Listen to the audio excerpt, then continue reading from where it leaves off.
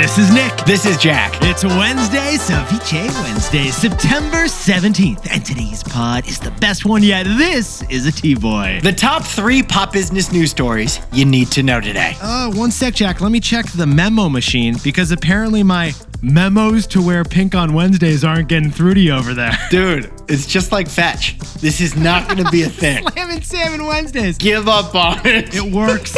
Trust me, it's New York Fashion Week. Jack, 3 stories for today's T-Boy. What do we got on the pod? For our first story, Meta Connect begins today, the 2-day product unveil and developer conference of Mark Zuckerberg. But we already got the leak on what Zuck's gonna reveal. Ray-Bans with a screen on the lens for $800. For our second story, the president wants to end quarterly earnings and make them an every 6-month thing instead. He wants to kill him. So Jack and I will explain the psychology behind long-term thinking. And our third and final story is Kodak. Their cameras are an endangered species, but the Kodak brand is everywhere. Including on a sold-out throwback product, and it's all thanks to Labubu dolls. But Yetis, before we hit that wonderful mix of stories. Oh, what a mix of stories. No one else is doing that mix today. Nick, one of the takeaways I think is most accurate that we've ever done is the 3 F's of fads. That's one of our most beloved takeaways, the food, fashion, and fitness 3 F's of fads. Those are the 3 industries most vulnerable to fads. Whatever food, fashion, or fitness is trendy right now,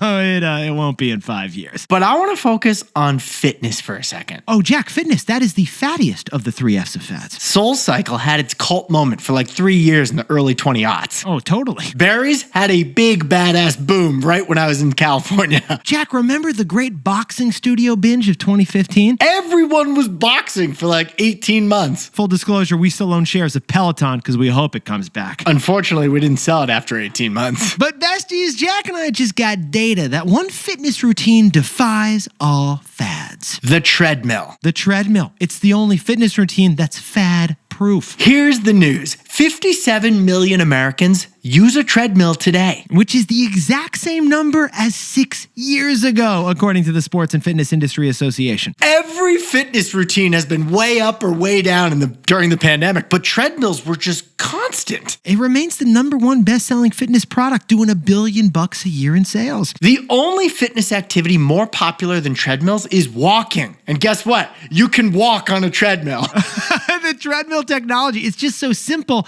It's simply undisruptable. It's like the email of workouts. Oh, totally. It's a technology that just won't go away. But here's the treadmill plot twist, Yetis. Did you know that the treadmill was actually invented as a torture device? Yeah, 19th century England. If you committed a crime, they punished you with a few hours on the treadmill. And I think even today we all get it, because there's nothing more cruel and unusual than a 20-degree incline on the treadmill. The judge just sentenced you, Jack, to a 3rd-degree bun burner. Dude, you've fallen down on a treadmill before, right? I'm not proud of it, but it's happened. Besties, the odds are right now you are on a treadmill. So Jack and I will save you the time and hit our 3 stories. 15 years before this song, 2 boys from the Northeast met in the dorm. They had an idea that caused a cultural storm. It's the best one yet, but the best is the norm. Jack, Nick, that's it. I don't even think they need to practice. 50%, that's a fat tip. T-Boy City on your list. If you know, you know, cause we ready to go. We can't wait no more, so just start the show. Start the show.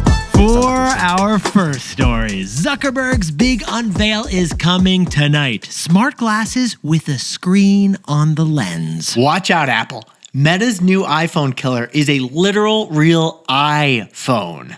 As in eyeballs, it's the iPhone, and it's being debuted tonight. Oh, Yetis, Jack and I have told you many times that if any device is going to replace the iPhone, it'll be the eyeglass.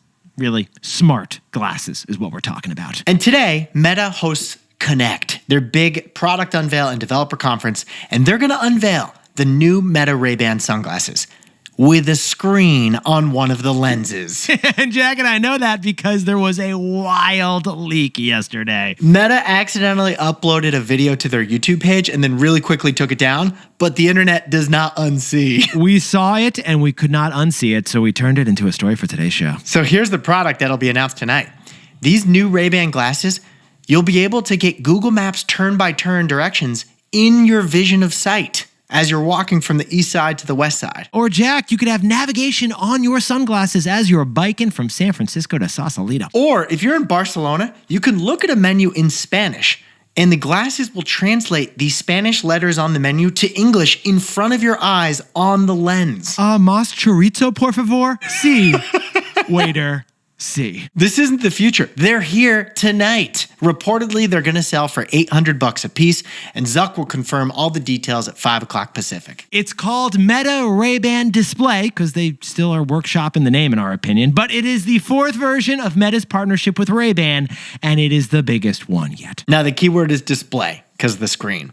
But the most important part of this unveil, in our opinion, is your neck. Like literally, like how you move your neck. Because the groundbreaking technology here is known as HUD, heads-up display. And to quote Jean Valjean from the musical Les Mis, ever since iPhones were invented, half of our lives have been look down. We've been looking down at our phones. I mean, because you need to see a chiropractor by the time you turn 30 after a decade of staring at your phone. Yetis, smartphones have literally changed the shape of the human body. I think in 1 or 2 generations, we're going to have an L-shaped spine because we're all looking down at our phones. Your great-great-grandkids are going to be missing 2 discs. But if the screen is in the lenses of your glasses, then you can keep your head up all the time. Better posture, no neck friction. And there's no friction in using this product. Now let's get back to the product. The screen is tiny, and only small bits of information can be on because it's only on one lens. Yeah, it's like big enough for GPS or text messages or chatting with an AI bot. You could use your voice to engage with the screen, or you can use this new wristband Meta's going to unveil that is sold separately. Get this, Meta has been working on a wristband since 2019. How does that work, Jack? Hand micro gestures will help you engage with the device, almost like a mouse.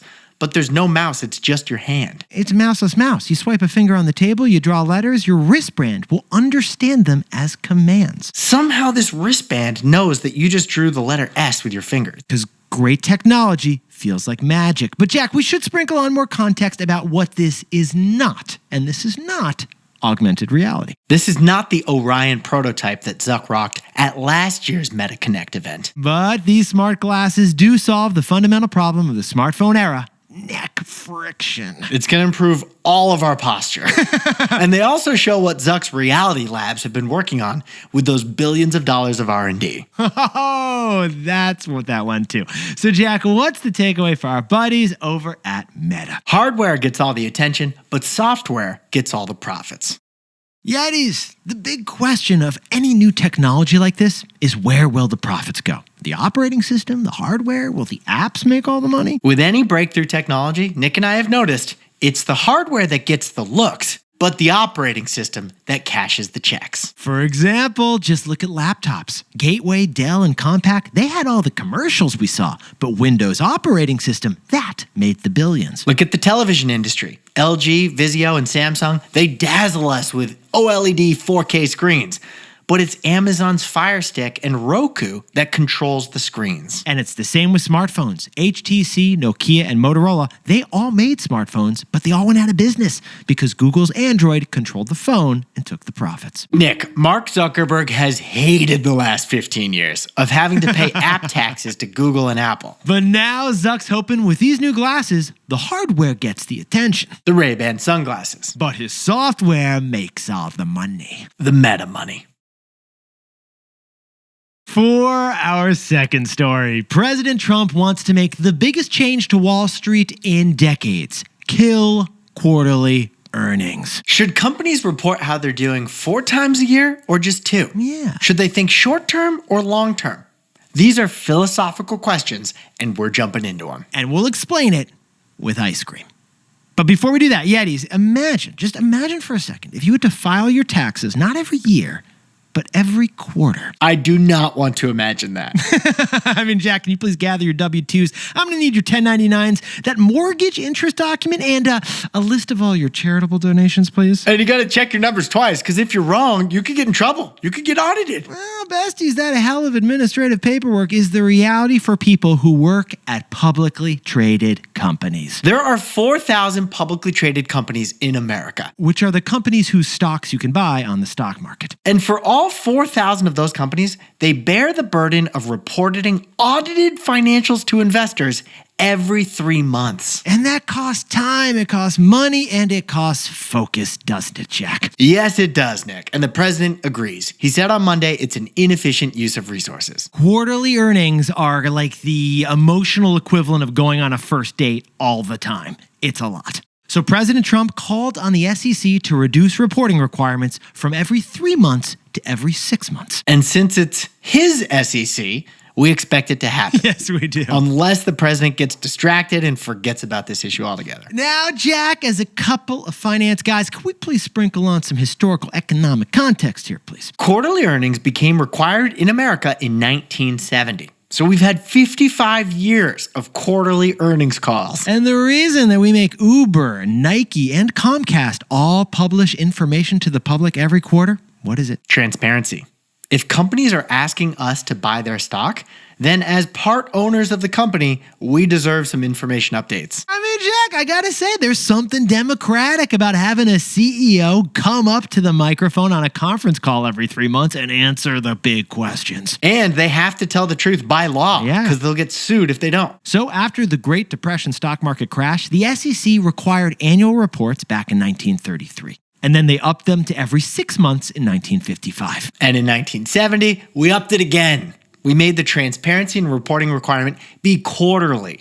Maybe that's too much, though. Well, Jack, nobody wants another Enron scandal, and we are all for corporate transparency over here. Another benefit to quarterly earnings, it's fodder for this podcast. Yeah, when Jack and I dive in T-Boy style, we are listening to the earnings calls. We're looking at the transcripts here. We're studying the financials. It's all good stuff. But sometimes there can be too much of a good thing. Well-intentioned regulations can turn into costly red tape with unintended consequences. Just like ice cream is delicious, but when you eat 2 pints of ice cream, you vomit it up and swear you'll never have hot fudge again. So if we do end up going from 4 earnings reports to 2, the loss of transparency could be worth the benefits. So that you can enjoy ice cream in a healthy, responsible way. Or the financial benefits in our takeaway. Yeah, they both work. So, Jack, what's the takeaway for our buddies who are everyone watching the stock market? If you are sitting in the shade today, it's because someone planted a tree a long time ago. Yetis, we wish we could take credit for that, but it's actually a quote from Warren Buffett. The legendary investor, he thinks that quarterly earnings are just too frequent. In fact, he and Jamie Dimon co-authored an op-ed in 2018 titled "Short-Termism is Harming the Economy." Because the quarterly treadmill of earnings forces companies to focus on the short term, not build for the long term. And they might sacrifice what could be a great long-term investment to make sure they hit this quarter's profit goals. You know what? Our biggest entrepreneur in the country agrees. Elon has not IPO'd his company SpaceX because he hates public reporting. And he's constantly threatening to take Tesla private because he hates public reporting. CEOs can only focus on new initiatives for 2 months before suddenly they got to turn their attention to the next earnings call. And you can see the issue result in the stock market. The number of publicly traded companies is down from 7,000 to 4,000 in the last 25 years. That's huge. Partly because companies don't want to go public and have to do all those reports. Ringing the bell in the New York Stock Exchange is glorious. But then the CEO's got to jump on that earnings treadmill in 10 minutes. Oh my God. And in Europe, this is already the reality. European companies report every 6 months, not every 3. So besties, although it is editorially inconvenient for this podcast, ultimately we are for this change because we think being freed from quarterly reporting, CEOs will build for the long term. And if you are sitting in the shade today, it's because somebody planted a tree a long time ago. Hey Yetis, if you're a bestie, take a sec and hit that subscribe button. And like this video while you're at it. If you leave a comment, by the way, we'll read it. For our third and final story, which, if you're on a treadmill right now, means you only have 5 more minutes, by the way. Kodak, the century-old camera company, just entered its fashion era. Their latest retro camera is sold out because they borrowed the best marketing stunt of Labubu dolls. Now, besties, when Jack and I were in business school, some of our favorite case studies that we got to cover were on what not to do as a company. Don't do what Blockbuster, BlackBerry, or Sears did. That's what we paid $80,000 a year for. They didn't see the disruption happening right in front of them. But there is one brand that stands out, and that brand is Kodak. Founded in 1892 in Rochester, New York, this camera company pioneered pictures, and they wingmanned your vacation to Disney World in 1998. But it wasn't just photos, right, Jack? Like, Kodak was culture. Even Gen Zers today know what a Kodak moment is. Kodak, they reached their peak valuation of $35 billion in 1997. That's like 6 lifts. 150,000 employees helped Kodak control 90% of the US film market. When you said cheese, they printed cash. Until it all crashed in the late 1990s with the rise of the digital camera. But here is the most tragic part of the entire Kodak story. This is Shakespearean. Kodak invented the digital camera, but they wanted to protect their film business, so they let other companies take away the industry. Kodak invented what ultimately killed them. And the iPhone? That was Kodak's anti-Kodak moment. But besties, here's what Jack and I find fascinating about this story. Kodak still exists. It's actually still a publicly traded company with $1 billion in revenue, and you could buy the stock. The bigger surprise? Kodak has its mojo back, baby. This 137-year-old company is having a renaissance moment. Although, Jack, pause the pod, we do have to sprinkle on one catch here.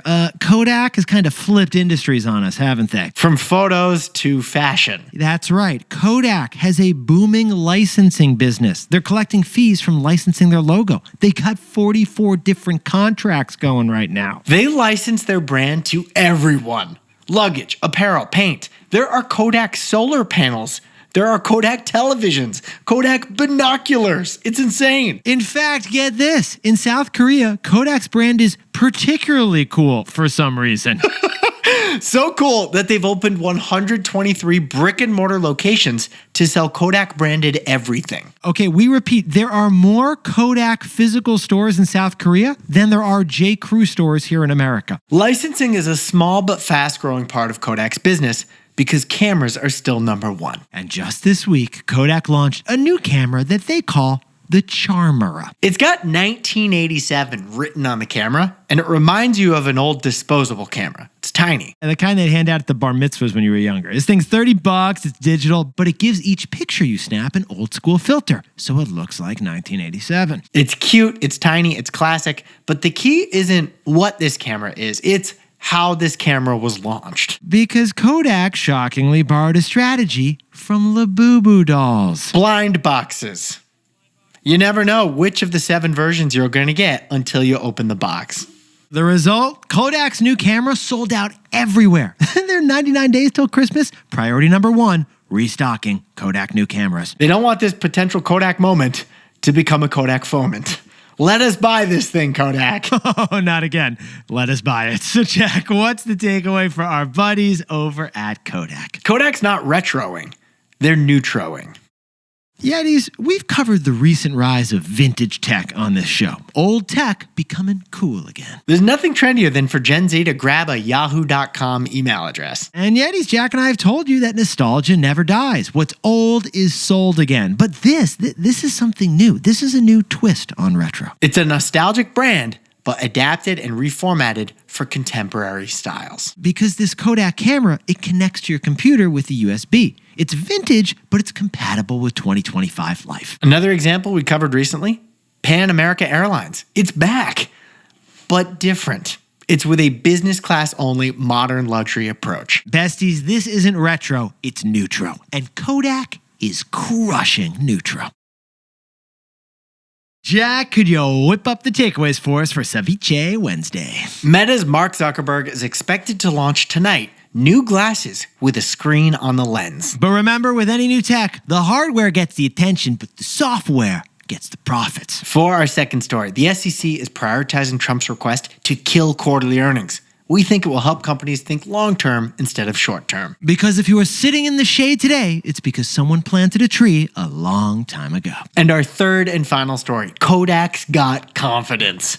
A new retro camera is sold in blind boxes and it's sold out. It ain't retroing Yetis, this is neutroing. But besties, this pod's not over yet. Here's what else you need to know today. First, today should be a national holiday because the Federal Reserve is announcing whether they'll cut interest rates. Jack, are schools open today? They shouldn't be. And as we said on Monday, our central bank is all but certain to do that, cut interest rates. The only question is how much they will cut interest rates by. We'll also be eager to see how they think inflation compares to unemployment as their biggest concerns. In the meantime, Jack and I are taking our kids out of preschool and we will be watching intently. And second, on Monday, Trump teased that a TikTok deal was coming. On Tuesday, Beijing provided some details. Yetis, here's the update from China. Beijing says it'll keep the TikTok algorithm, the most valuable part of TikTok, and then license it to the US-owned TikTok app. If that's true, then the security risk that's always been the problem of TikTok in America will be completely unresolved by this quote-unquote sale. In the meantime, we'll learn more on Friday when the Trump administration meets with Chinese officials to talk trade and TikTok. And finally, warning. Costco just issued an advisory that some of their wine explodes spontaneously. Okay, specifically, spontaneously combusting Kirkland Prosecco bottles. Prosecco, it's the Italian champagne. See, Jack, see. And during the fermentation process, apparently there was too much carbon dioxide created in this Italian champagne. So Costco is urging you to wrap your Kirkland Prosecco in a blanket so that if it does explode, it won't hurt anybody. But I'm urging you to set a new world record for how far you can blast that cork. Not a good look for Italy on this one, Jack. Not a good look. Now, time for the best fact yet. This one sent in by Ann W. from lovely Midtown Manhattan. The big winner of New York Fashion Week is a clothing donation nonprofit. Get this, Goodwill will host a show for the first time ever at this New York Fashion Week. All the looks that the models wear on the catwalk are secondhand and donated items. Yeah, Goodwill is partnering with a designer who went viral for doing exactly this on social, using Goodwill stuff for fancy fashion. One man's trash is another man's couture. Yetis, you look fantastic right now. And if you're on a treadmill... Dude, if you're on a treadmill, remember... that was originally a torture device. So, honestly, we just respect what you're doing right now. But we're also questioning your decisions. In the meantime, we'll be on a Peloton, hoping that thing finally makes a comeback. Jack and I will see you tomorrow, HYHTVOY. And before we go, a happy 50th birthday to Yeti Derek Brewer down in lovely Los Angeles. This Gen X bestie has been wondering why we don't make more Gen X references, Jack. Well, yeah, we mentioned Gen Z, Millennials, Zillennials. I think we've done more Gen Alpha stories than Gen X. And Linus Pegasora's has got the 10th Ironman of their career in Nice, France. Remember, Linus, winning this event is possible. And happy anniversary to Ben and Casey Eagleton in Denver, Colorado. And to anyone else celebrating something today, make it a T-boy. Celebrate the wins. This is Jack. I own stock of Amazon, Disney, and Roku, and Nick and I both own stock of Apple.